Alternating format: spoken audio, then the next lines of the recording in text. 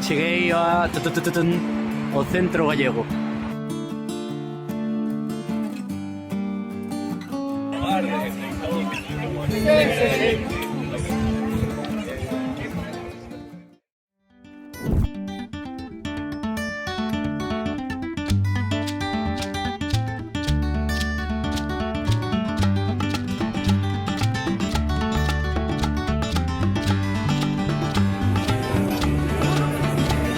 Menuda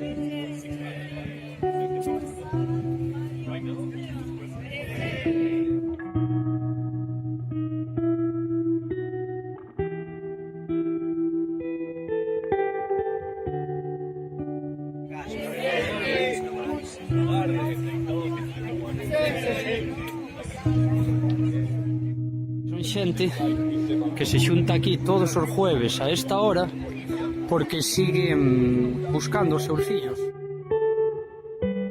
Durante a época na que estaba prohibido o dereito, que non existía o dereito a reunión, estas nais xuntábanse de dúas en dúas, agarradas do brazo sin falar e separadas entre elas unhos metros, e así, ao non ser máis de dúas personas, non se podía dicir que estaban reunidas, e rodeaban toda a Plaza de Mayo. E ainda a día de hoxe síguense xuntando aquí todos os jueves ás 3:30. Desapareceron recén nacidos, nais que estaban na cárcel, diron a luz na cárcel, pois esos nenos eranlle quitados e entregados a militares ou a xente pois cercana ao régimen.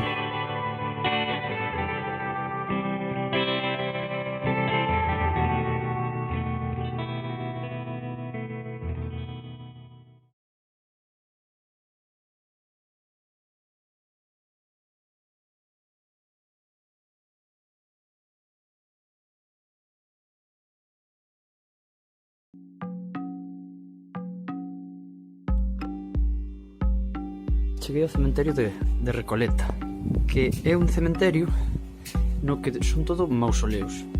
E como en todos os lados, bueno, pois aquí a xente demostraba o seu poder facendo o mausoleo máis grande, a ver que non ten máis grande. Entonces podes encontrar auténticas maravillas. E dentro, que é moi curioso, encontraste coas caixas dos mortos. Ainda que hai bastante xente, todo o mundo se queda no principio. Eu metín-me aquí por unhos... cara ao final, por unhas callejuelas, porque isto é inmenso e non se escoita a nadie, non se ve a nadie e dá un pouquiño de mal rollo. Mira, aí están as caixas. A ver, aquí hai un máis que está roto. Mira, aí abaixo podense ver as caixas tamén. Mola porque non hai nadie e si que dá o aspecto de cementerio lúgubre, silencioso. Faltan uns corpos. Mira, mira isto que chulo. Mira se non parece unha, non sei, un templo griego.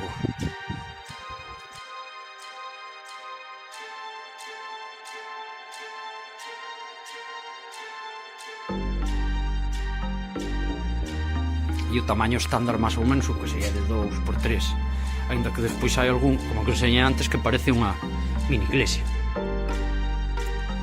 Este cementerio ten como uns 200 anos. E estuve lendo ahora aquí un rato, que me sentí un ratiño aquí eu solo a ler, que hai un montón de leyendas. Bueno, pues como todos, mira, que lle podo tocar ca manga. Aquí hai enterrados 21 expresidentes e Evita, que parece ser que foi unha primeira dama super famosa aquí en Argentina.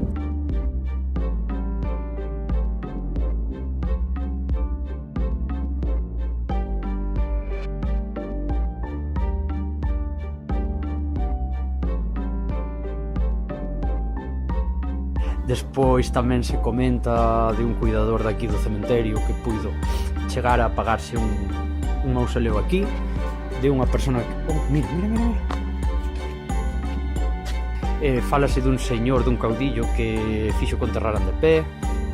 fálase dunha señora que quixo que enterraran co seu can.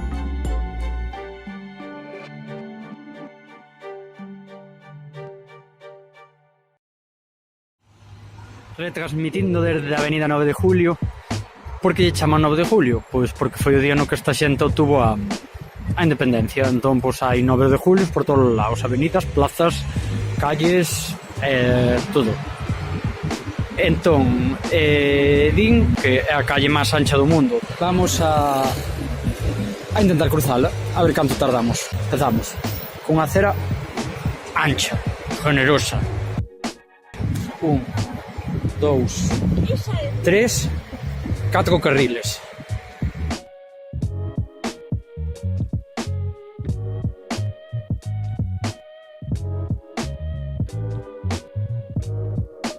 Y por último, 1, 2, 3, 18 y 3, 21. E outra acera tamén ancha. Total 4 minutos para cruzar unha calle, 21 carriles e 9 aceras. Non está mal, Eu que veño acostumbrado ao Treboedo, que flipamos todos os do pueblo porque nos pintaron as líneas dos arcenes fai un par de anos. Imagínate tú cruzar estes 21 carriles.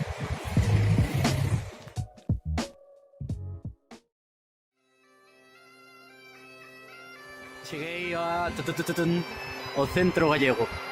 Creo que todo o mundo escoitou falar do Centro Gallego de Buenos Aires, pero isto non é como pensaba. Este señor da porta dime que isto é como un hospital, pero eu non entendo moi ben. Pero que tamén é un teatro e que fan festas. Eu pediñe de pasar e non me deixa pasar, pero sí que me deixa gravar a porta, así que vou a gravar aquí desde a porta, que é o único que podo ver. A verdade que sí, que é como me esperaba.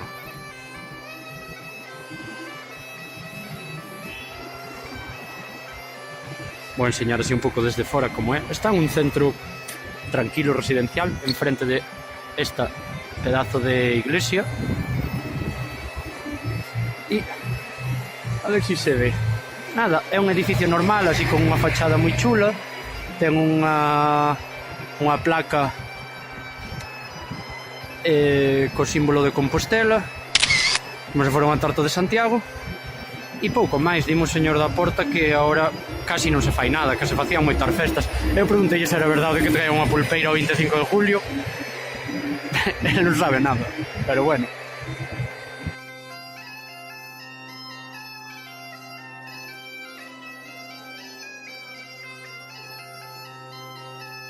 A verdade é que como o edificio non ten nada de espectacular, pero se comparas co resto do barrio destaca. Nótase que aquí os gallegos tuveron un poderío.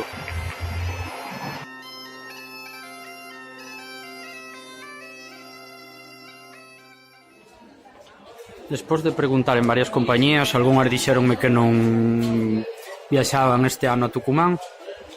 Eu comprei-no aquí, en La Veloz del Norte. Agora mirando ao meu alrededor vexo que hai moitas máis que anuncian Tucumán.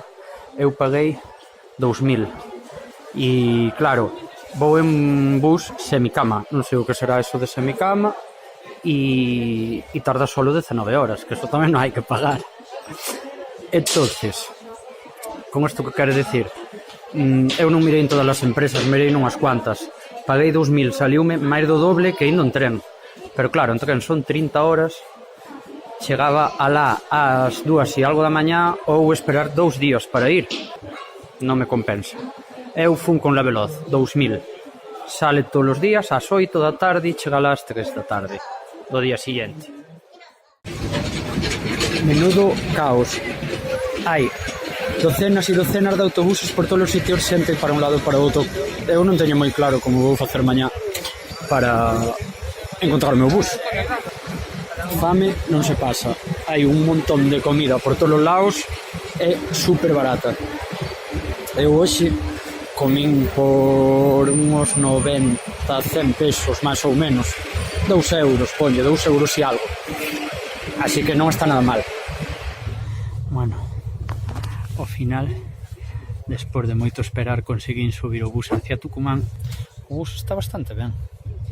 O de semicama, bueno, supoño que será que respalda bastante, pero son asientos cómodos, mullidos, pero tamén son de zona borazas,